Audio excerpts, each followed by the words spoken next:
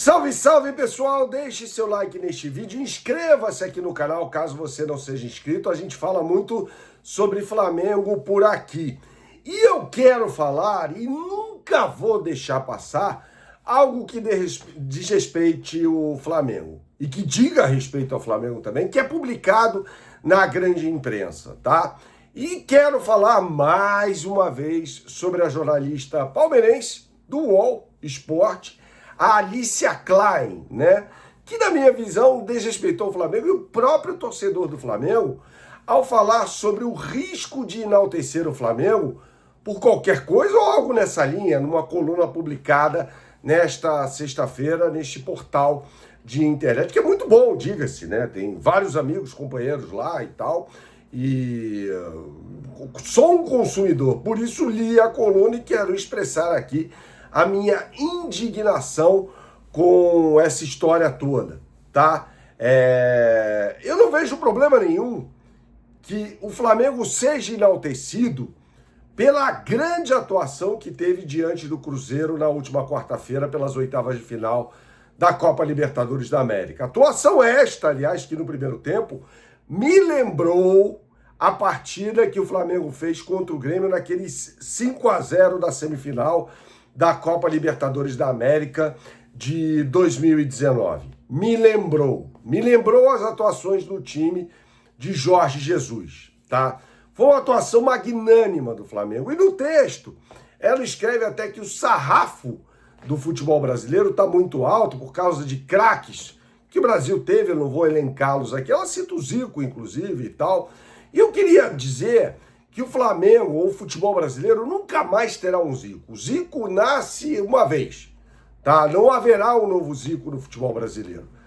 E o futebol brasileiro vive um problema muito sério. Eu acho que esse é o debate que tem que ser colocado à mesa, de ideias táticas, inclusive, de treinadores.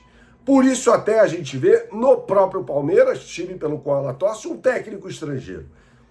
Não seria possível, a não ser com o Felipe Luiz, tá, Alicia Klein, ter uma atuação como essa, de tanta imposição sobre um adversário tão forte como é o Cruzeiro. Então a gente tem que relativizar as coisas. O futebol brasileiro não é o futebol que tem os craques citados por ela. Ela até fala que o Arrascaeta é o principal estrangeiro que já jogou aqui no futebol brasileiro, enaltece o Pedro, tá tudo certo. Agora, fazer uma comparação com o futebol, elencando os principais craques da história do Brasil, não me parece ser justo. Porque o Brasil não vive esse momento. O Brasil faz 24 anos, não conquista uma Copa do Mundo e vai chegar a 28. Maior jejum da história da seleção brasileira em Copas do Mundo. Então não me parece fazer muito sentido essa analogia, não. E aí ela até fala, né, no risco da soberba, que é perigoso fazer esse tipo de análise. Então eu não vejo perigo nenhum, até porque o Flamengo está melhorando. O que vai acontecer lá na frente a gente não sabe. A gente não sabe de jeito nenhum, e eu detesto fazer exercício de futurologia, porque é um exercício de futurologia.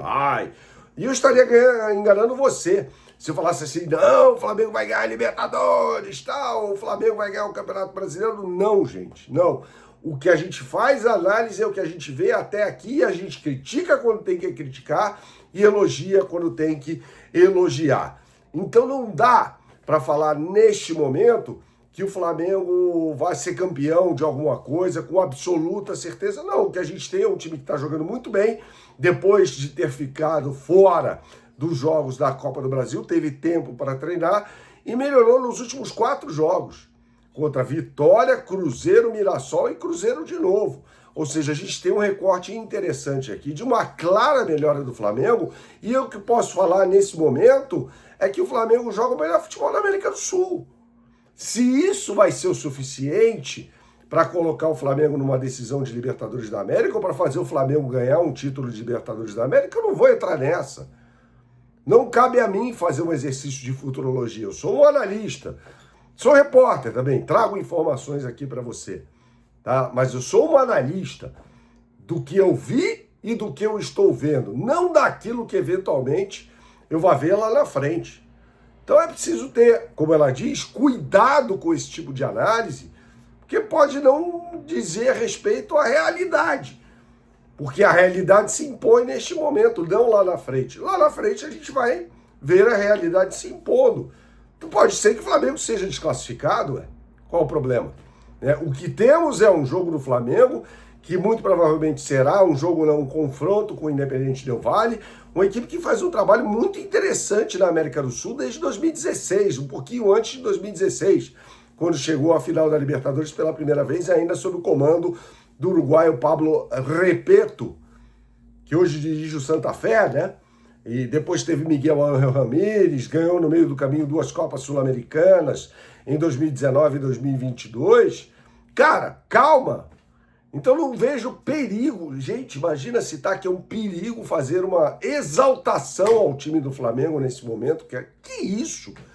Eu discordo completamente e acho um desrespeito até com o torcedor rubro-negro, que pode embarcar numa onda de euforia assim, depois de um jogo.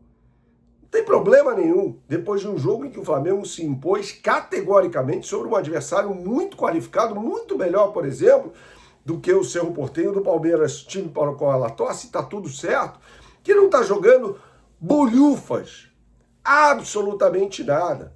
Então calma, calma, eu acho que a coisa está muito polarizada, inclusive no microfone, ou na tinta, que eu acho que foi muito carregada.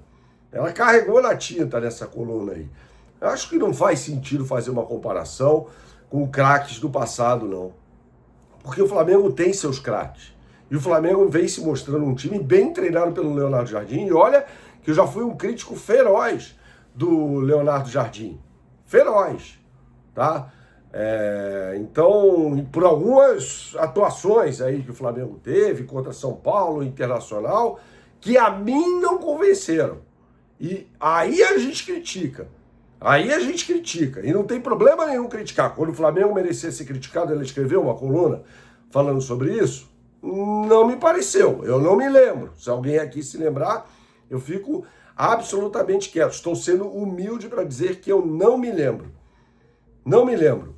Então, quando joga bem, qual é o problema de enaltecer o time? A preparação que o Flamengo fez. Alguns aspectos táticos citados em vídeos desse canal do time do Flamengo.